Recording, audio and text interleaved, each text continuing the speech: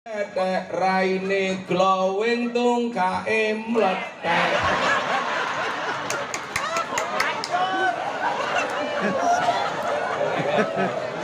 Wedok ki raine ayu-ayu sikile ya Allah.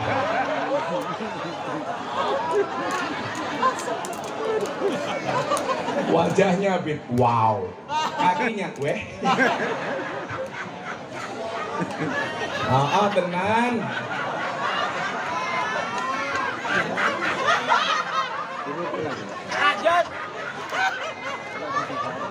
Tapi sepakat saya Bu, bahwa wajah itu harus dirawat bukan diedit, betul? Makanya pas saya nasihat pernikahan si Lesti Kejora itu datanya begini, Gus, ada nggak kriteria suami jahat? Oh ada. Siapa itu suami jahat? Suami yang mampu beli rokok untuk dirinya, tetapi tidak mampu beli skincare untuk istrinya. Santai, masih awal, perempuan kita muliakan ya. Nanti malam kita bantai. Perempuan itu Kiai, kalau perempuan itu karakternya satu, kalau disakiti nggak pernah lupa, kalau menyakiti nggak pernah ingat. Itulah perempuan. Makanya saya nggak suka dengan laki-laki. Pengalaman. Alah tangan dari le. Sak gua gagah Kiai, sak pinter-pinter Kiai, kita bojone goblok dadak. Mbah wong wedok ku menungso model apa? Lah polisi lho. Lah ning dalan bualeke ra omong. Ning omah ketemu bojone kik kik kik kik. Wong wedok dilawan. Tapi gak apa-apa Pak. Kalau Anda punya istri galak, insya Allah besok di akhirat siksanya akan dikurangi oleh Allah. Kenapa orang yang punya istri galak siksanya dikurangi oleh Allah? Karena selama di dunia sudah sangat tersiksa.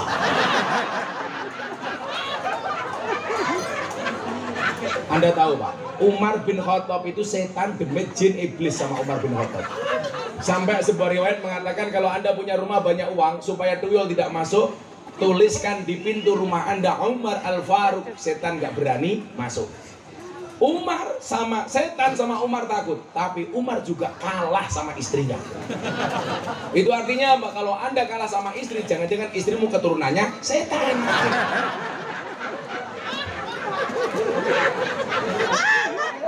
Umar. Dan Umar itu Pak diangkat jadi walinya Allah gara-gara takut sama istri Pak, karena kalah sama istri. Makanya bapak-bapak di Bali kalau kalah sama istri, istrinya galak, insya Allah dua kemungkinan. Kemungkinan pertama, Anda akan dekat menjadi walinya Allah, amin. Atau kemungkinan kedua, min alamatil setruk.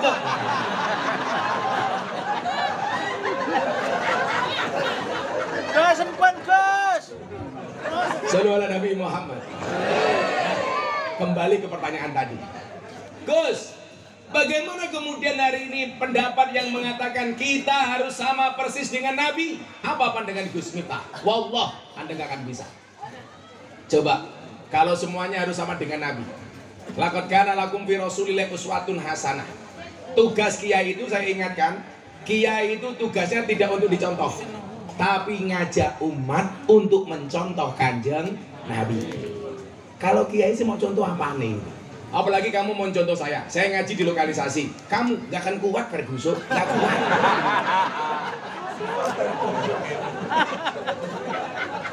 Gak kuat. Karena itu pengajian paling menyenangkan sedunia. Ngajinya berpahala, matanya bervitamin. Saya khawatir Anda mau masuk, gak mau pulang.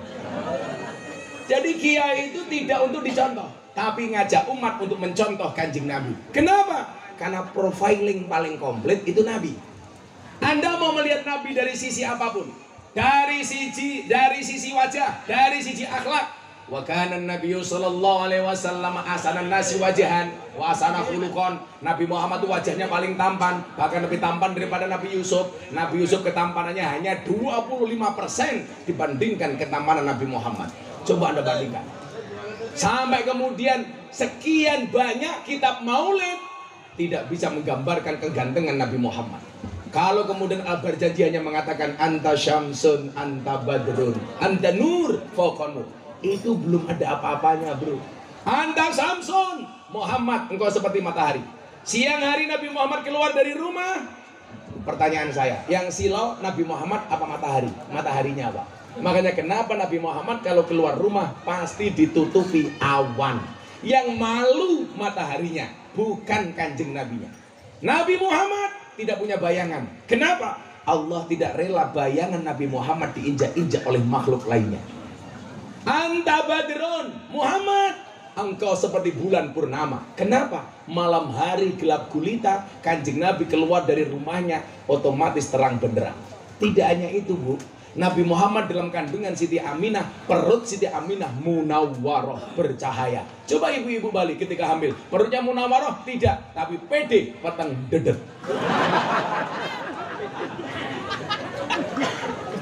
Lah, kok kayak ngono kok banding gitu? Gak bisa. Oh, jadi banding-banding Pak itu. Nabi Yusuf itu ketampanannya hanya seperempat.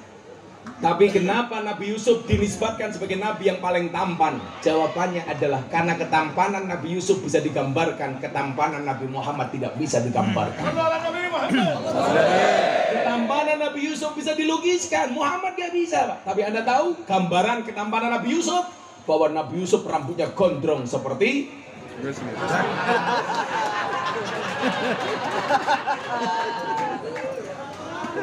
persoalannya Nabi Yusuf gak belangkonan, Pak. Anta nur, fauqa nur. Engkau adalah cahaya di atas cahaya. Kalau kemudian kita baca Al-Barjanji, At-Tiril nomor 17. Wa kana Nabi Yusuf wa kana sallallahu alaihi wasallam akmalun nasi khalqan wa khuluqan. Manusia yang paling sempurna akhlak dan fisiknya, akhlak dan bentuknya. Maka Bapak Ibu yang saya muliakan, kalau Anda mengatakan saya sama persis, apalagi yang mengatakan begini, nggak penting ngaji dengan ulama, langsung saja dengan kanjeng Nabi. Pertanyaanku, matamu kapan delok kanjeng Nabi?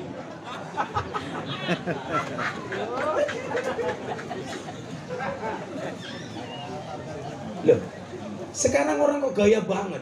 Saatnya kita kembali kepada Al-Quran, saatnya kita kembali kepada Al-Hadis. Kamu juga lupa, tafsir itu buatan ulama, bukan buatan Nabi. Kalau kamu belajar langsung kepada Nabi, ya memedasmu, Pak. Ini persoalan-persoalan yang mohon maaf, seolah-olah ngaji itu tidak penting, Pak. Padahal apa? Al ilmu bila syaikhin fasaifuhu syaitan. Kenapa itu di belakang, Bu? Layarnya mati, ozonnya mati. Maklum, Bu, anggarannya pas-pasan.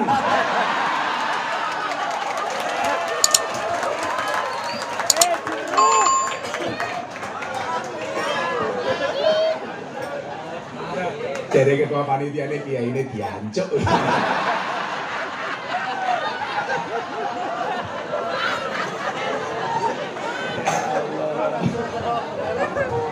Jadi saya ngaji halnya Wahab Hasbullah yang bikin lagu Ya Alal Watan, Ya Alal Watan, Ya Alal Watan. Terus ngaji. Tadinya saya nggak mau. Akhirnya saya ngaji yang datang Presiden Jokowi, Gubernur Jawa Timur, Ketua Umum PBNU, Kiai Ketua PBNU Jawa Timur, dan Kiai Mas saya semuanya hadir. Karena ngaji di hadapan Presiden, Pak, 40 menit sama sekali saya tidak ngisup sekalipun. Selesai ngaji, saya didatangi sama pengasuh Pondok Tambak Beras, Kiai Hasim. Gus, kulo gelo kali jenengan. Lah napa Kiai?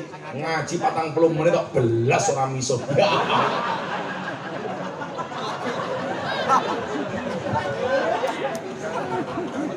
Kok Gus Miftah misuhnya luas? Ya, karena saya tahu makhorijul huruf.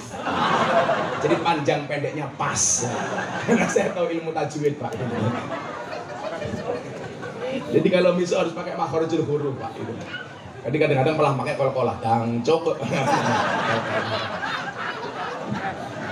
Shallu ala Nabi Muhammad. Ilmu tanpa guru, gurunya setan. Artinya apa? Penghubung kita kepada Nabi, ya ulama. Maka ketika Nabi Muhammad SAW, satu contoh umpamanya, beliau ditanya sama sahabat, ya Rasulullah mawal ikhlas. Kanjeng Nabi, ikhlas itu apa? Kalau seandainya seorang Nabi Muhammad menjawab pertanyaan sahabat, kapasitas keilmuan beliau pasti bisa, Pak. Tapi Nabi Muhammad apa yang beliau lakukan? Tanya kepada gurunya malaikat Jibril alaihissalam, ya Jibril, mawal ikhlas. Wahai Jibril, ikhlas itu apa? Luar biasanya apa? Jibril tanya sama Allah, ya Rob, mawal ikhlas. Jibril tanya kepada Allah. Jawaban Allah diberikan kepada Jibril. Wahai Jibril, Ikhlas itu adalah salah satu rahasiaku yang aku simpan di dalam hati hambaku, yang tidak ada yang tahu kecuali hambaku yang bersangkutan. Jawaban Allah diberikan kepada Jibril. Jibril kepada Nabi Muhammad, Nabi Muhammad kepada sahabat, sahabat kepada tabi'in, tabi'in kepada tabi'in, sampai akhirnya nyambung kepada kita. Kalau seperti itu persoalannya, dari mana Anda mengatakan langsung Nabi, langsung ngaji kepada Nabi Muhammad? Maka hari ini orang gaya, saatnya kita kembali kepada Al-Quran, saatnya kita kembali kepada Al-Hadis. Saya dihina, kenapa Kiai NU tidak pernah mengatakan itu? Saya jawab, kenapa Kiai NU tidak pernah mengatakan saatnya kembali kepada Al-Quran, saatnya kembali kepada Al-Hadis? Karena Kiai NU selama ini tidak pernah meninggalkan Quran, tidak pernah meninggalkan hadis. Kalau orang teriak-teriak saatnya kita kembali, berarti selama ini mereka meninggalkan Quran, meninggalkan hadis. Logikanya kan begitu Pak, mafhum mukhalafahnya. Masuk. Saya diundang pengajian, kajian orang-orang Wahabi, semuanya pakai PowerPoint Pak, pakai slide, pakai layar. Kebetulan saya nggak pakai apa-apa. Dina sama mereka. Inilah kelemahan GNU. Ketika presentasi tidak menggunakan PowerPoint. Jawaban saya apa? Kenapa GNU tidak pernah menggunakan PowerPoint? Karena GNU sudah full power, full point.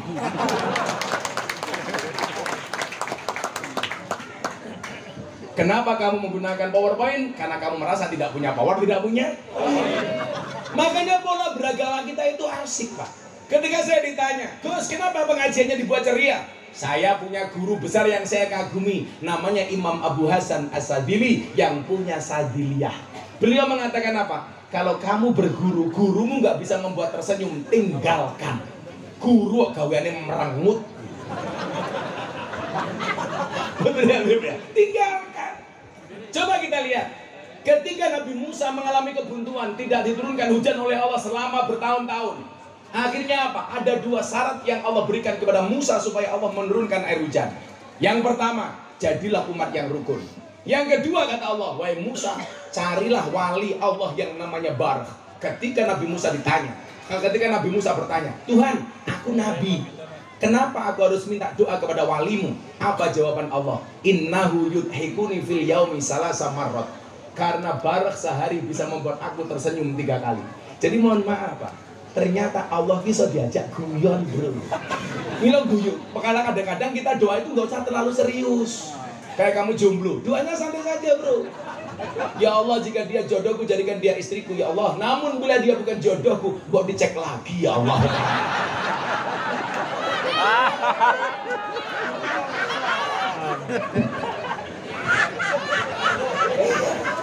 Kalau sudah doa seperti itu tetap ditolak, ya mohon maaf.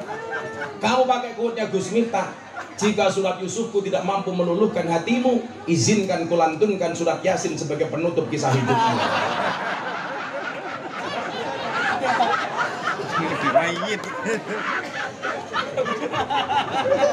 Jadi itulah Pak, kenapa GNU kalau ngaji dibuat santai, slow.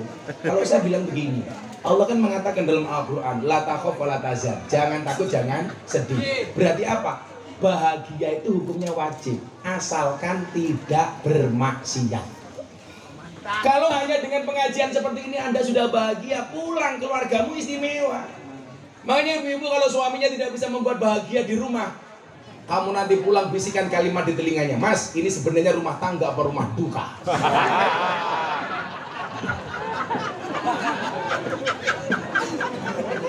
Loh, sekarang ini loh, surga itu gambarannya apa sih? Orang bersenang-senang. Senang-senang itu gambarannya apa? Senyuman, ketawa. Simbolnya itu kan senyum. Neraka itu apa? Azab, siksa. Orang disiksa itu apa Pak? Sedih. Simbolnya apa? Cemberut. Saya mau tanya sama Bapak, istrimu di rumah banyak senyumnya apa banyak cemberutnya? Banyak cemberut. Berarti rumah tanggamu kayak neraka Pak. Kalau rumah tangga itu pasti rumit Bu, karena kalau sederhana namanya rumah makan.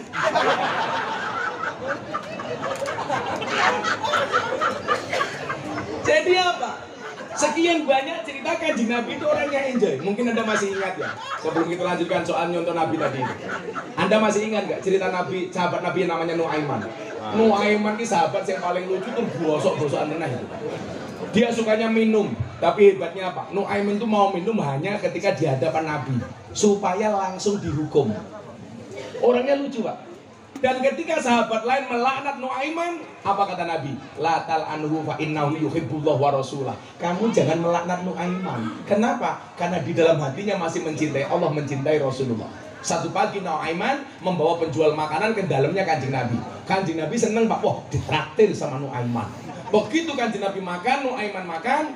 Selesai makan, Nu'aiman pergi. Ditegur sama Nabi, Nu'aiman, kok kamu membawa penjual makanan, kenapa tidak kamu bayar? Apa jawaban Nu'aiman? Apa yo pantes, mosok kawula kok bayarin Nabi?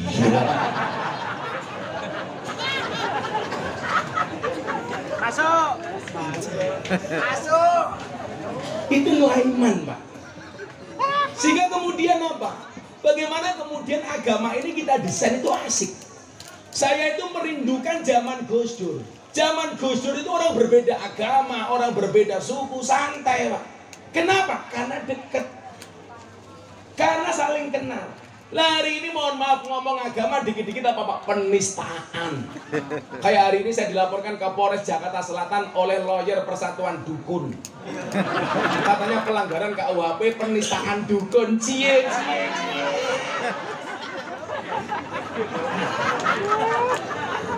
Gara-gara saya bilang, saya kan bilang begini, kalau memang dukun itu punya pelet dan pengasihan, berarti seharusnya dukun itu istrinya paling cantik. Tapi faktanya banyak dukun yang istrinya merongos. Gara-gara saya ngomong begitu, katanya penistaan, penghinaan kepada dukun. Ada polisi di sini, saya mau tanya. Pak polisi, saya mengatakan banyak dukun istrinya jelek. Apakah saya menyebut nama? Enggak. Kalau kemudian ada dukun tersinggung karena merasa saya hina dukunnya jelek, begitu saya dikonfrontir di kantor polisi gelar perkara, Gus, bagaimana istrinya dukun ini? Cantik, selesai. Karena cantik itu relatif, filter itu alternatif. Lah.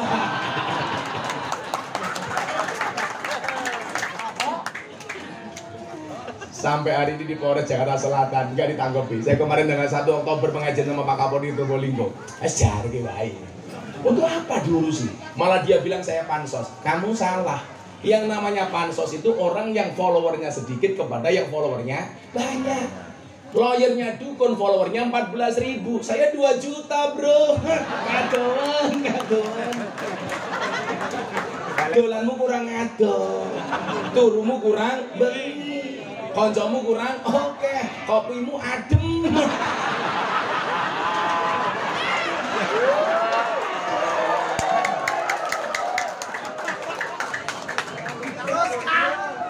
Selalu ala Nabi Muhammad. Makanya apa? Coba kita lihat. Benar gak kita harus sama dengan Nabi? Kita lihat. Nabi Muhammad SAW di usia 25 tahun miliarder. Beliau merupakan seorang direktur utama dari perusahaan ekspedisi Siti Khadijah. Jadi kalau hari ini ada perusahaan pengiriman barang Pak, itu pionirnya adalah perusahaan Siti Khadijah. Perusahaan ekspedisi. Siapa yang menjalankan? Nabi Muhammad. Usia itu beliau sangat kaya. Kalau memang kita harus sama dengan Nabi, berarti anak-anak hadroh, kalau kamu 25 tahun belum kaya, berarti kamu bid'ah, dolalah, sesat.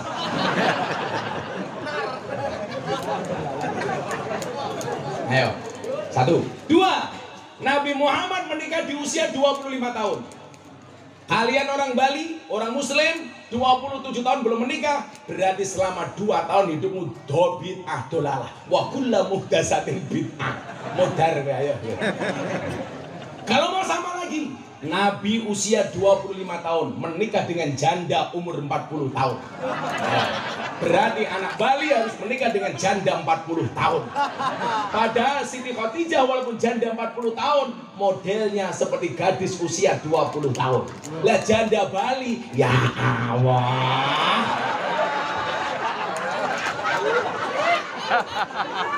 Lah ibu-ibu kan janda 40 tahun, yo STNK setengah tua yang kewer-kewer. Gak bisa sama dengan Nabi. Dari mana?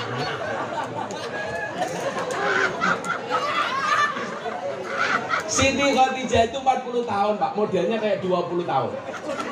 Alisnya buntut kalau jengking. Yang lucu kemarin saya di Surabaya ngaji, suaminya orang Madura. Alisnya kayak celurit Pak.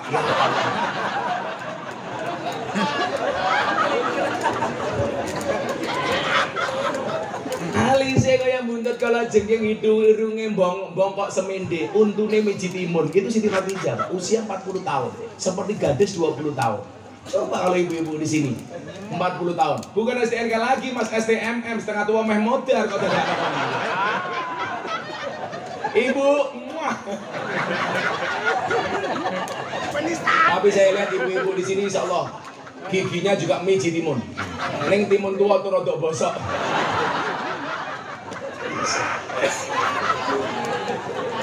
Jadi terlalu jauh.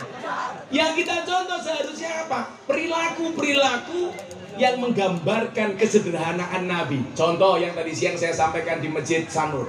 Bagaimana kemudian Kanjeng Nabi membuat hidupnya toleran kepada pemeluk agama lain, kepada suku lain. Ketika Yahudi meninggal dunia, dimakamkan, diberangkatkan ke pemakaman, Kanjeng Nabi berdiri menghormati jenazahnya orang Yahudi. Artinya apa? Anda tinggal di Bali, tetanggamu Hindu melakukan ngaben, kamu hormati, berdiri, menghormati keyakinan mereka. Bukan berarti harus ikut-ikut. Itu akhlaknya Nabi. Jangan mencaci. Maka kemudian Nabi pernah mengatakan, jangan pernah seorang anak menghina bapak orang lain. Mohon maaf, jangan pernah seorang anak menghina bapaknya sendiri. Para sahabat bertanya, emangnya ada Nabi anak menghina bapaknya sendiri? Ada. Siapa? Seorang anak yang menghina bapak orang lain, maka anak orang lain berpotensi menghina bapaknya sendiri. Sama halnya dalam masalah agama. Jangan pernah menghina sesembahan orang lain, maka orang lain berpotensi menghina sesembahanmu. Allah mengatakan dalam Al-Quran, wala tasubbul ladzina yad'una min dunillah fayasubbullah adwam bighairi ilm. Jadi kalau kamu pengen Islam tidak dihina, jangan pernah menghina agama lain. Ini clear Pak, inilah Indonesia. Nah, kalau kita melihat posisi Nabi, petakan dalam 4 hal. Menurut kitab tafsir Al-Misbah Profesor Dr. Quraisy Shihab. Anda lihat, Nabi Muhammad sebagai orang Arab, Nabi Muhammad sebagai manusia biasa, Nabi Muhammad sebagai Nabi dan Rasul, dan Nabi Muhammad yang berkaitan dengan ibadah murni. Coba kita lihat. Nabi Muhammad sebagai orang Arab, kebiasaan orang Arab pakai jubah. Pertanyaan saya, apakah orang Bali harus pakai jubah? Jawabannya tidak. Boleh pakai, boleh tidak. Coba Anda bayangkan. Mohon maaf, Anda jawab. Perintah nutup aurat itu budaya apa agama? Agama. Cara menutup aurat itu budaya apa agama? Budaya. Saya mau tanya, songkok hitam yang Anda pakai itu songkok nasional apa songkok Islam? Songkok nasional. Berarti orang Hindu boleh nggak pakai songkok? Boleh. Boleh nggak saya pakai ikat kayak orang Bali? Boleh. Kenapa saya nggak pakai hari ini? Nggak dikasih sama panitia. Saya tuh kalau ngaji di Riau pakai ala Riau, di Bayak, di Dayak pakai ala Dayak, kadang-kadang di Bali pakai ala Bali, di Madura pakai Madura. Tapi ketika saya ngaji di Manowari saya dikasih koteka, saya nggak berani pakai. Saya bilang sama sahabat saya, ini hadiahnya keren koteka, tapi please saya jangan disuruh pakai. Kenapa? Nanti janda pingsan. Yolah gede, tak cilik kan aku malu.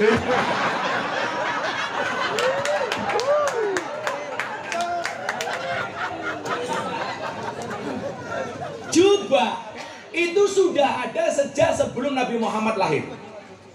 Makanya ulama berbeda pendapat. Ada yang mengatakan jubah itu sunnah, ada yang mengatakan budaya. Dikategorikan budaya karena jubah ala orang Arab sudah ada sejak sebelum Nabi Muhammad lahir. Kenapa kemudian menjadi sunnah? Karena begitu Nabi Muhammad lahir, beliau melestarikan tinggalan mbahnya dengan menggunakan jubah. Maka dalam sudut itu, Anda pakai jubah boleh, enggak juga tidak apa-apa. Maka begitu masuk Indonesia, boleh pakai batik kayak bapaknya, boleh pakai baju, namanya baju apa mas? Muslim. Dari mana Anda mengatakan baju Muslim? Ini baju koko mas. Berarti baju Cina bukan baju Muslim. Kan koko gitu. Nah, ini yang berapa pakai baju koko ya ini. Orang Cina kayak sahabat saya ini apa-apa bisa Pak. Yang nggak bisa cuma satu, melek.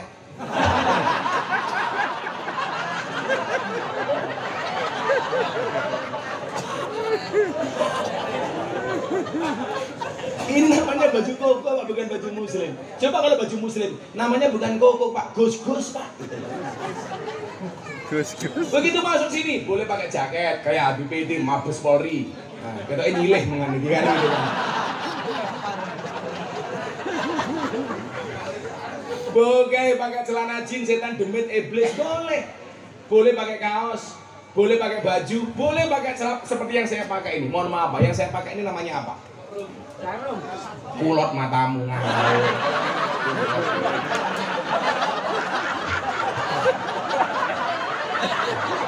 Ini namanya tok rong katok sarung. Lah wong Anda orang Bali pekerjaannya golek degan menek wit kelapa kok nganggo jubah. Oh bluluke nambah loro.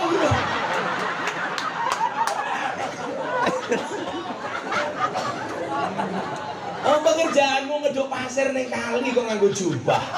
Yo little bonsir, sing gatel kelebon pasir. Ditempatkan, makanya namanya adil itu apa Pak pengertiannya? Wada'u syai'in fi mahalli, meletakkan segala sesuatu pada tempatnya. Wong narik becak kok nganggo jubah, narik rem yo iso salah. Becak rem ning ndi? Ning isor satu, kowe nganggo jubah ra mandek-mandek.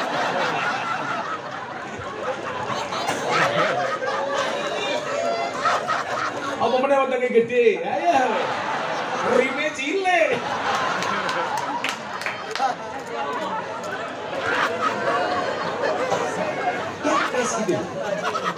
Saya kaget Pak, kemarin saya di Madinah haji.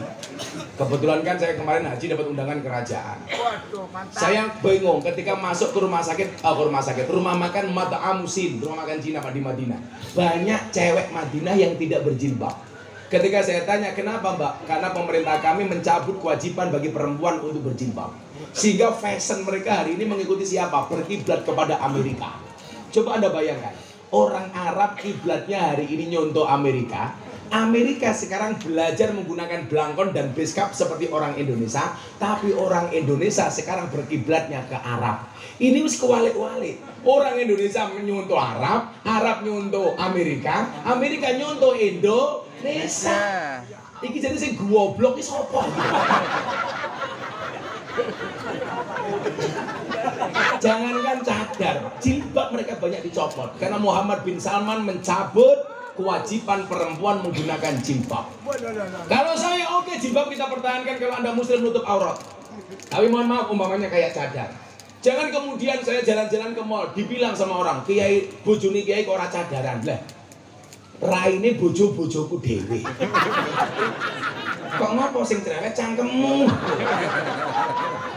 Kamu pakai cadar silakan, istriku nggak pakai cadar karena saya punya keyakinan perempuan itu auratnya seluruh anggota tubuh kecuali muka dan dua telapak tangan. Jangan-jangan bojomu nganggo cadar mergo merongos. Ayo jawabannya apa?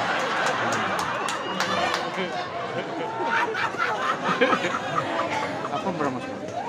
Pakai cadar silakan, tapi jangan merasa paling benar.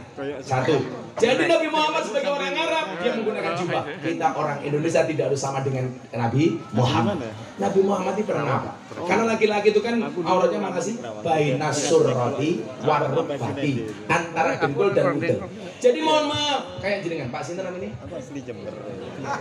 Pak Haji Jarkoni. Umpama Pak Haji Jarkoni Jumatan nganggo sarung tok. Selama dengkul dan udelnya ketutup sah Pak Haji. Kalau nggak percaya besok Jumat Anda coba. Di Cikarang nggak? Di Cibinong nggak? Di sawah. Khotbah sarungan, tok orang nganggo baju. Langsung jamaah mikir, kayak Haji Jarkoni ketemu Gus Miftah langsung kentir ya loh.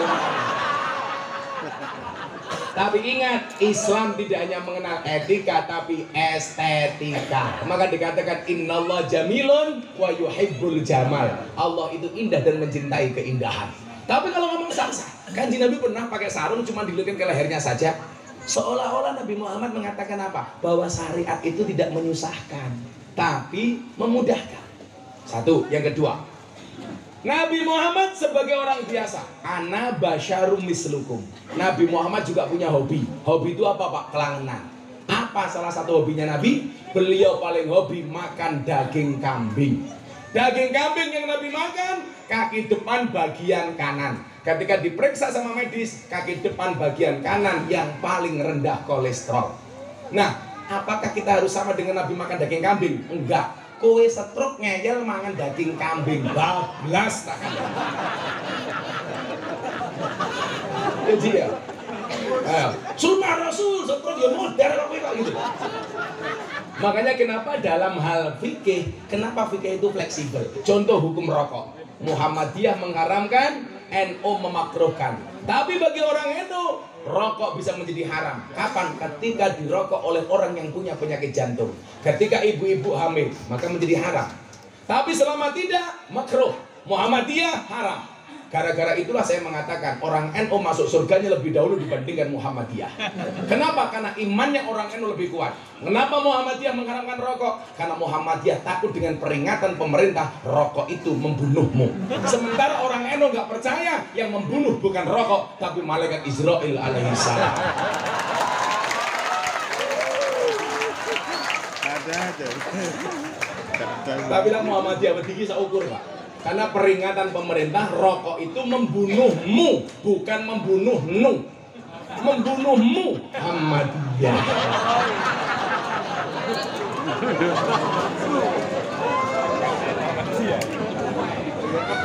Lawang NU ngerokok yang duwe dalil loh. Ni'matul udud ba'da dahar.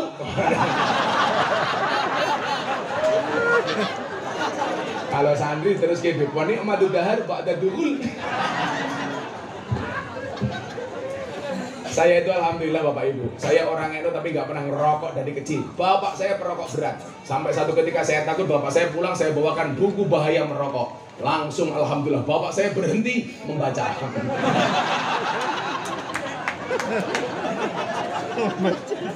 Kalau saya dari kecil alhamdulillah nggak pernah ngerokok. Jadi Nabi Muhammad sukanya makan daging kambing. Kita juga nggak harus sama dengan Nabi Muhammad. Kaki depan bagian kanan. Neng yo kowe rasa gaya le, sesuk ana akikoan disuguh. Ini kaki depan bagian kanan bukan. Yo matamu kowe gaya itu. Habib Lutfi itu usianya 77 tahun. Sampai hari ini beliau masih makan daging kambing. Saya kasih tahu Bapak Ibu rahasia Habib Lutfi. 30 menit setelah makan beliau tidak minum.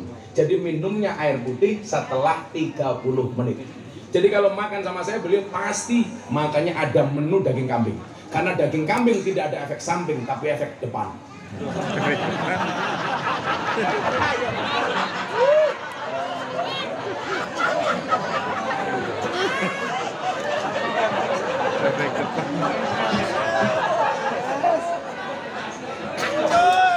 Orang yang makan daging kambing itu penyakitnya cuma satu Pak, penyakit mah.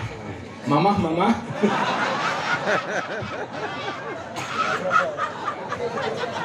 Ya Allah, sallu ala Nabi Muhammad. Jadi apa? Gak ada sama dengan Nabi. Kemudian yang ketiga, singkat saja, sudah jam 12:30. Allah, impak cewek.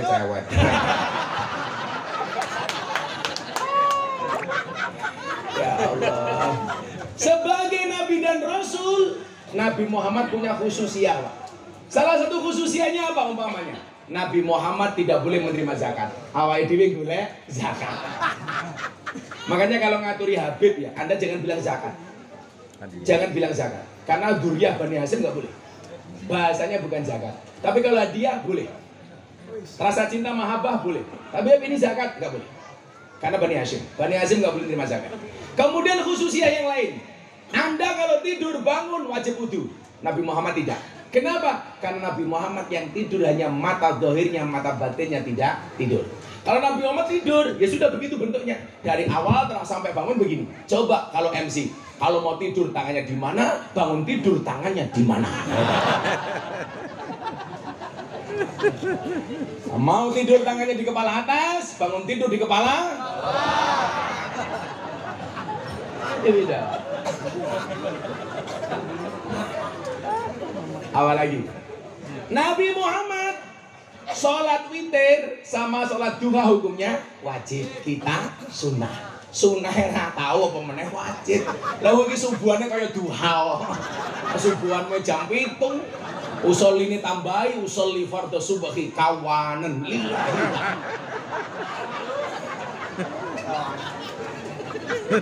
Jadi beda. Kita nggak mungkin sama dengan Nabi karena memang spesial Pak beliau. Gimana?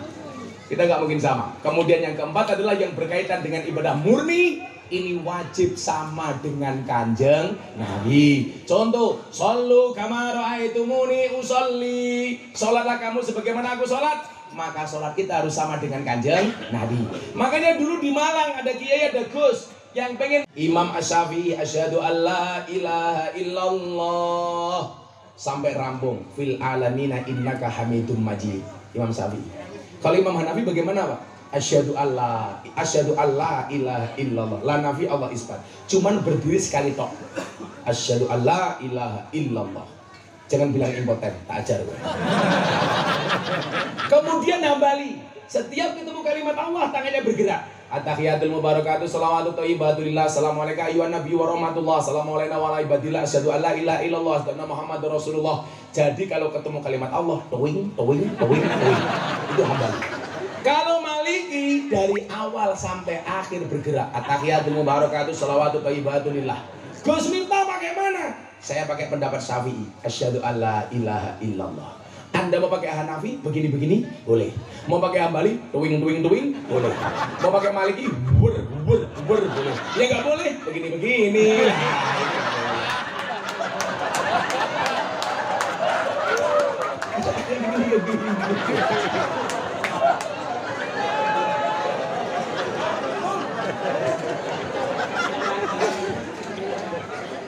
Ya Allah. Tapi saya meyakini Pak Haji Jarkoni ini orang baik, betul? Maka saya berwasiat tolong Pak Haji Jarkoni jangan dikubur sebelum mati, ya.